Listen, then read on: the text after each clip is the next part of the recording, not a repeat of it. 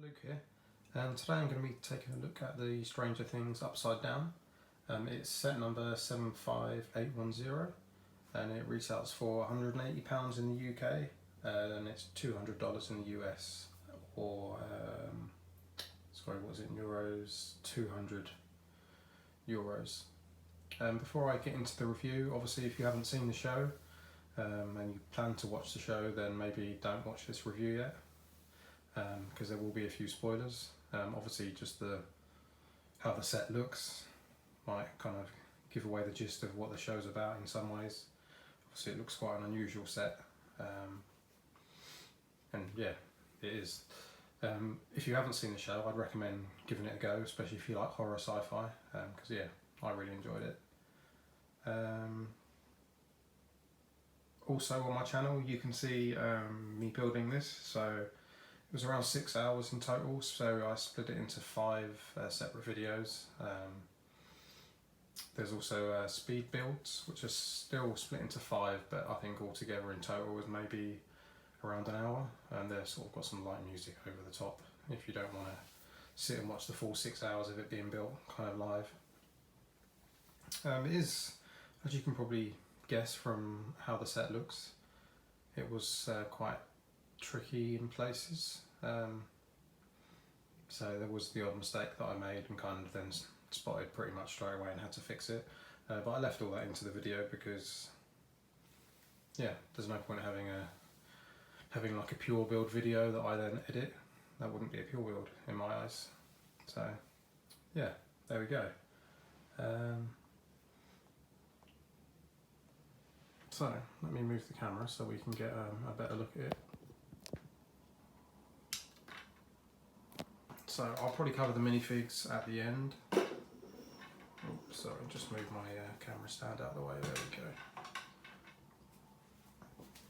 So yeah, obviously if you've seen the show this will make a lot of sense. If you haven't, then I'll try and kind of explain it.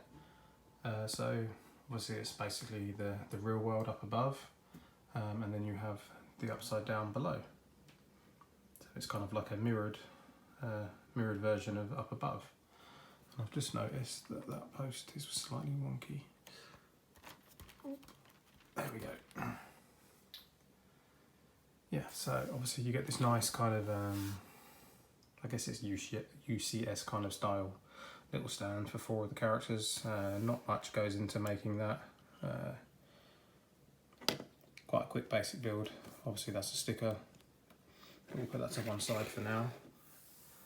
So obviously the two very large trees on the side, they are built pretty much the same. Obviously you can see the studs on one and not on the other, but yeah, they're surprisingly strong considering they're kind of holding up the whole set, but I think they look pretty cool as well. Excuse the lamp to the side, I just wanted a bit more light for this one. So obviously this is attached. I'll cover this when I look at the minifigs. We can move this bike out of the way. So let's have just a closer look at the outside. So yeah, I think it's a very nice looking house anyway, even without it being obviously related to a spooky show, so to speak. I think the roof on it looks pretty cool. You're behind the truck, I'll show you when I remove it in a minute, you've got like a nice swing outside, and then that is the same on the upside down, but when we flip it over then I can show you that.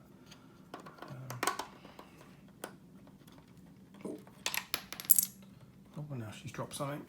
Let's just move that out of the way for a minute. Yeah, so bear with me when I just put my camera back, and then I can obviously show you the main feature of the set before I start looking at the interior. Alright, so as long as you've got all your minifigs in place, there we go, then you can literally just grab it, flip it, and then you've got it upside down. Which I think is really cool. Just there's no other Lego set that's like that.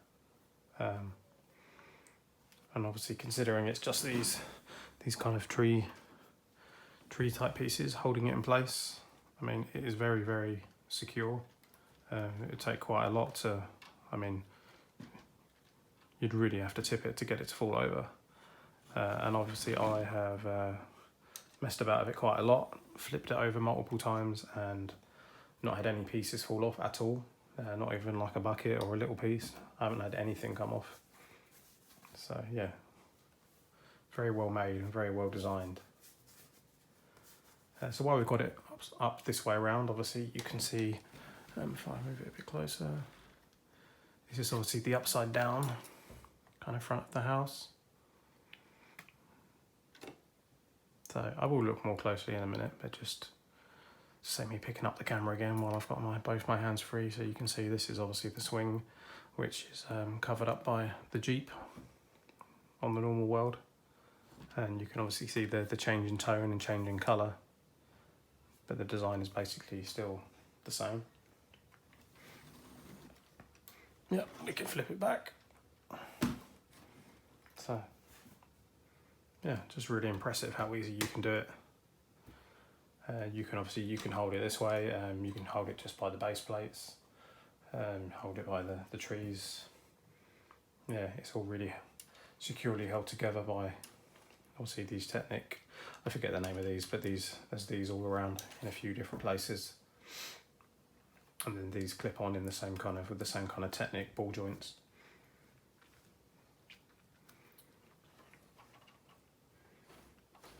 Yeah, so let's remove, sorry, put my hand right in front of the camera. Let's remove the truck, let's remove the minifigs. Let's put those down here for now. And let's remove these as well, actually. So obviously we've already had a pretty good look at the front of the house, so I really like it. Even just the design of this I think is nice.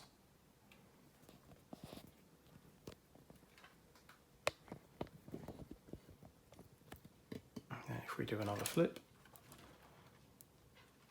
sorry, I will try to stop putting my hand right in front of the camera.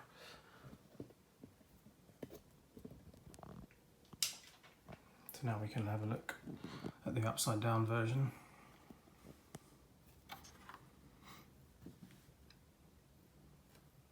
So as you can see, pretty similar, just very different tone.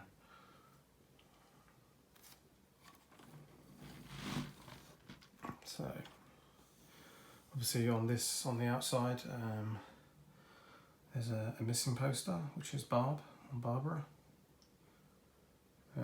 Obviously upside down on that one. I won't say too much about that in case you haven't seen the show. I guess really, let's start with the upside down. It doesn't matter so much. Most other reviews start with the normal world, so we'll start the other way around. So obviously you've got Will Byers' bedroom. So it's quite a nice design on his bed. Let's try to make it a bit brighter here.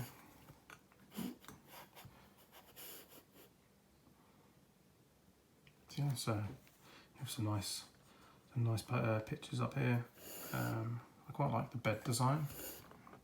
Oh, there we go, that's better. Yeah, I think the bed design's quite cool. Obviously you've got like a radio and a telescope, or a lamp. Yeah, telescope and a lamp. And then you've got the poster, which just says shark. Obviously you can guess what that's in homage to. Then we have obviously kind of the trees breaking through.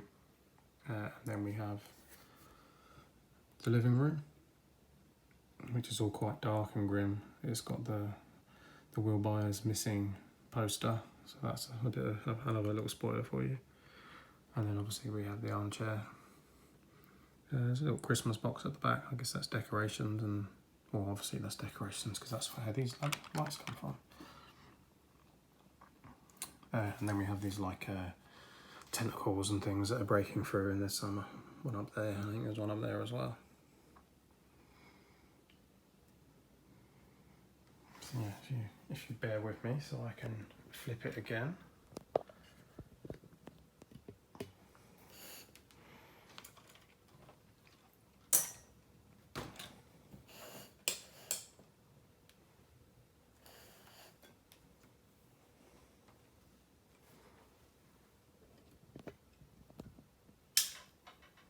So somehow I just busted my lamp. Never mind. Should be a bit easier to see up this side. So you've got like VHS tape up here, a wizard's hat, which is obviously a reference to the characters that play Dungeons and Dragons. So then you've got Will's bedroom. Quite annoyed that I just busted my lamp, so I can't show you right inside there as clear as I'd like. So yeah, his bed's made very nicely. Obviously you've got some Dungeons and Dragons posters up on the wall. So yeah, the same as the upside down, but obviously just a lot nicer and brighter. Got the shark poster again. So yeah, then you've got the living room with, if you have seen the show, then obviously you'll recognise the olive green carpet and the old looking sofa. And then we have just the dining room with the chair. These two pieces here, these two bucket pieces together, is obviously meant to be a bear trap. So it's kind of a, I guess this set's based on season 1 and 2, and hence obviously the axe in the background. And then the other cool feature in here, I guess this isn't a major spoiler, so maybe switch off or skip this part. Obviously the lettering on the wall when Will is missing and his mum is trying to communicate with him. So you've actually got a light brick up here. So, yeah. So obviously in the show she manages to communicate with him, hence all the lights and the letterings and the letters on the wall. So yeah, it's quite nice. Let me turn down the lights a bit more quickly and it'll probably look a bit nicer. So yeah, I think it's quite a good feature. I think it's quite effective. Yeah.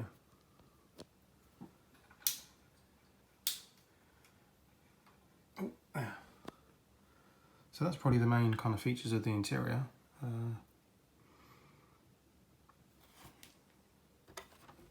Obviously all Lego can be played with, but I would say this one is probably more of a display set, just with how it looks. Obviously it looks really cool. I think even people that aren't into Lego or even into Stranger Things are going to be drawn to it because it just looks so crazy, so unusual. Obviously loosen the roof a little bit, we're grabbing it so much. Yeah, just looks so different to anything else you'd see. So yeah, let's take a look at the minifigs. Alright, so before we look at the minifigs, let's have a quick look at Chief Jim Hopper's police truck. So yeah, I think this is pretty decent. I like the look of it. How it's built is quite nice. There's some nice techniques to putting this together, especially say like the side windows. So these bits here are actually just held on with like a single clip, which I can try. So there we go. So obviously the back window is just held on with the roof. Yeah, and then you can see here, so these side bits are purely just clipped onto here. There's nothing else really holding them in place. So they're not actually attached to that. That's it. So that's quite cool. Obviously there's a pumpkin, which will make sense if you've seen the show. Just like a little silly thing, not much to it in that regard. Obviously you've got the holes in the bottom so that it can sit in place. And there's room for one minifig, which I guess is pretty standard, isn't it, with a lot of vehicles. But yeah, it's nice. Pretty decent.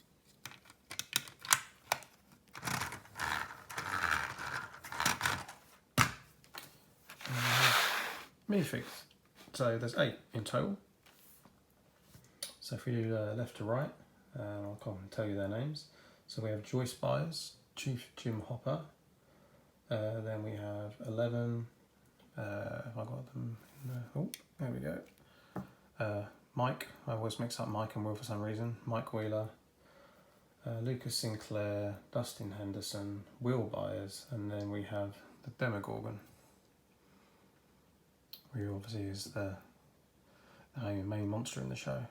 I'm pretty sure from memory, aside from the monster, they all have alternate faces, so I'll show you those in a minute. But if we look at, we'll split them in half. So if we look at Joyce, I think she's pretty good representation of character in the show. And yeah, it's got some decent printing. If we look at Hopper, I mean, he's got the right gear on, he's okay, but I'm not convinced his face exactly looks like the real actor. Obviously 11, she's kind of in disguise, so she's not often looking like this, but yeah, she's fine. And yeah, I think Will's pretty good. And if we look at their different faces, we can swap them around. Oh, so Hopper doesn't. Well, obviously, because he's got a hat on. Oh, no, he does 11. Oh, there you go. I'm sure they all did pretty much. Anyway, never mind. So, a couple of alternate faces. So, yeah, they're fine. Not much more to say, really. I know some people are way more into alternate faces, but I always just think most of the time the face you're meant to use that's like shown in the book is generally the best one. But yeah, so our next batch of 4. So I think Lucas looks really good. His gear is really good. I really like his headband. And he's got the nice little slingshot and the kind of different style flash lamps. So pretty good. I think Dustin, which I'll actually take him off the stand to get him a bit closer. I think this is one of my favourite ever minifigs. I just think he's looks identical to the real guy. I think if you look up Lego figs of real people, he's probably like one of the best that you'll ever get.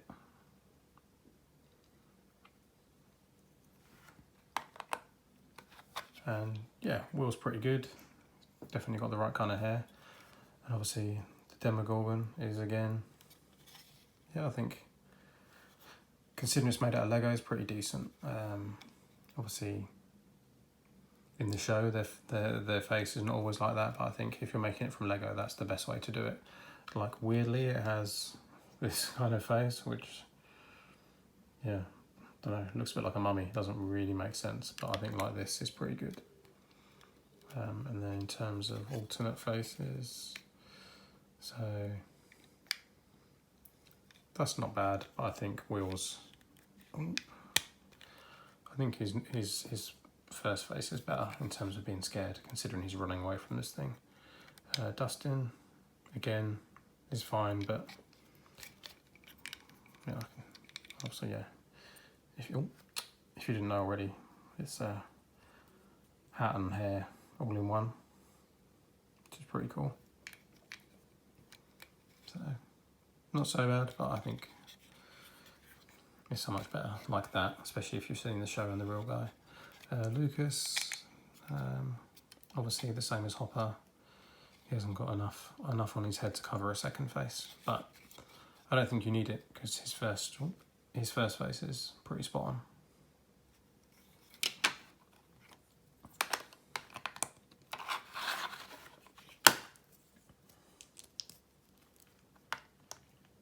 So yeah, there's plenty of space to position all of the characters within the house, but I guess the little stand is nice if you like having those to kind of, especially if you're going to just display the model. You're not going to kind of pose, or I guess you could stand them all up on the outside of the house if you wanted to, but I think it's better to use the stand that comes with it. And yeah, that's it really for my review. Sorry if it's a bit jumbled in places, but yeah, I really like it.